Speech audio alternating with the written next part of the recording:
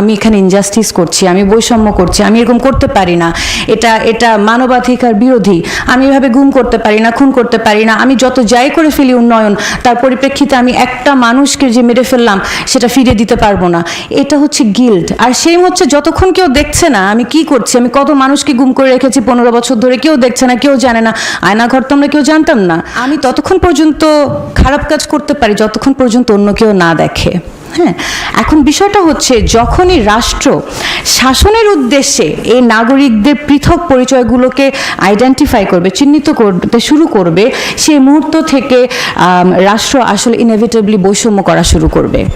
উদ্দেশ্যটা কি এখানে? উদ্দেশ্যটা ইম্পর্টেন্ট, উদ্দেশ্য শাসনের জন্য। এটাকে আমরা খুব ইজিলি বলি ডিভাইড অ্যান্ড রুল। আমরা দেখে এসেছি গত 15 বছরে আমরা নাগরিক বাংলাদেশিদেরকে নাগরিক হিসাবে বিভিন্ন ক্যাটাগরিতে ক্যাটাগরাইজ করা হয়ে গেছে। আমরা ফ্র্যাগমেন্টেড ছিলাম, তাই একজনের কষ্টে আরেকজন কখনো কথা বলিনি, একজনের বিপদে আরেকজন আগিয়ে যায়নি, মনে করেছে আমারই বিপদ হবে, আমি কেন যাব শুধু শুধু। আমরা নিজেদেরকে ভেঙে ফেলবো না। গত 15 বছরে, আচ্ছা এখানে একটা এক্সাম্পল দিই, জাস্ট মাথায় আসলো, সেটা হচ্ছে একটা গাছের গুড়ি। গাছের গুড়িকে চাইলে কিন্তু ক্যারাটে চপ মেরে ভাঙা যায় না। আমি এরকম উদ্ভট এক্সাম্পল দিই কারণ ক্লাসে আমি এরকম এক্সাম্পল দিই যে একটা গাছের গুড়ি অনেক শক্ত, আপনি চাইলে সেটাকে ক্যারাটে চপ করে ভাঙতে পারবেন না। কিন্তু সেম গাছের গুড়িকে যখন আপনি চিকন চিকন তক্তা করবেন তখন খুব ইজিলি একটা ক্যারাটে চপ মারেন, মাঝখান দিয়ে ভেঙে যাবে। গত 15 বছরে আমরা অনেকভাবে ভেঙেছি। আমরা হিন্দু, মুসলিম, বৌদ্ধ, খ্রিস্টানে ভেঙেছি, আমরা শাড়ি, চুড়ি, টিপ, ফতুয়াতে ভেঙেছি, আমরা হিজাব, দাড়ি, টুপি এগুলাতে ভেঙেছি, আমরা কখনো শাহবাগী, কখনো শাপলাতে ভেঙেছি, কখনো শহুরে, কখনো গ্রাম্যতে ভেঙেছি। এ ভাঙতে দেওয়া যাবে না, আমাদেরকে ইউনিফাইড থাকতে হবে।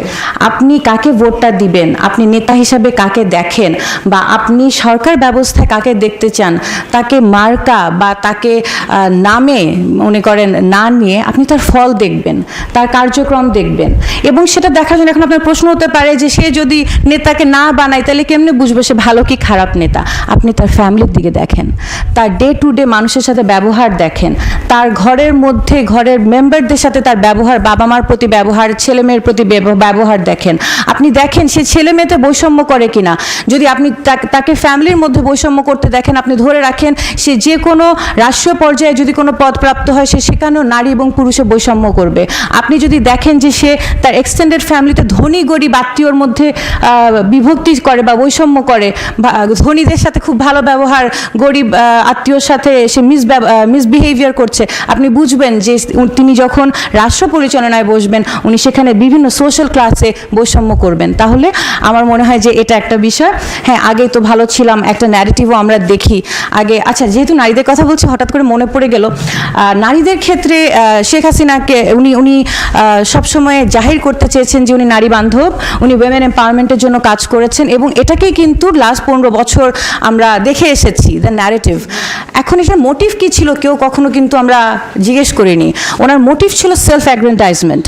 উনি সেলফ গ্লোরিফিকেশনের জন্য করেছেন। উনি যদি আসলে নারীদের জন্য কাজ করে থাকে তাহলে আপনাকে প্রশ্ন করতে হবে কোন নারী? হ্যাঁ, সকল নারী কি? সকল নারী তো না। আপনি নারী চা শ্রমিকদের কথা চিন্তা করেন, আরএমজি সেক্টরের নারীদের কথা চিন্তা করেন, প্রান্তীয় পর্যায়ে যে নারীরা আছে তারা কি উঠে আসতে পেরেছে? আপনি একটা খুব, যেহেতু আমি বারবার প্রশাসনের দিকে চলে যাচ্ছি, আমি ই গভর্নেন্স নিয়ে কাজ করি বা ডিজিটাল গভর্নেন্স নিয়ে। আপনি বলছেন যে আমি তো উন্নয়ন করছি, উন্নয়ন করে করে আমি এই যে দেখেন আমার পাবলিক সার্ভিস ডেলিভারিকে ডিজিটালাইজ করে ফেলছি। আপনি নারীকে অ্যাক্সেস দিচ্ছেন, ডিজিটাল লিটারেসি দিচ্ছেন না।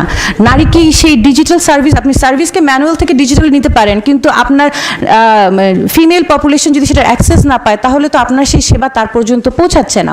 তাহলে বিষয়টা হচ্ছে যে এই যে বিভক্তিটা, এটা আমরা সবসময় দেখে এসেছি। নারী হোক আর পুরুষ হোক, উপরে যিনি আছেন যে বৈষম্য করবেন, সেই বৈষম্য যদি আসলে একতরফা কোনো একটা পার্টিকুলার কমিউনিটিকে সার্ভ করে যায়, হ্যাঁ, এখানে পুরুষতান্ত্রিক সমাজে যে পুরুষকে সার্ভ করে যাওয়া, হ্যাঁ, নারীকে পিছিয়ে রাখা, এই বিষয়গুলোকে আমাদেরকে বুঝতে হবে। তাহলে পরবর্তী সময়ে আমরা বাংলাদেশে যে ধরনের নেতৃত্ব চাই বা সরকার স্টেট অ্যাপারেটাসকে যেরকম দেখতে চাই, সেটা হচ্ছে সেবা যদি আমরা আসলে সেবা যদি পেতে চাই সবার আগে নিজেকে প্রভু ভাবতে হবে।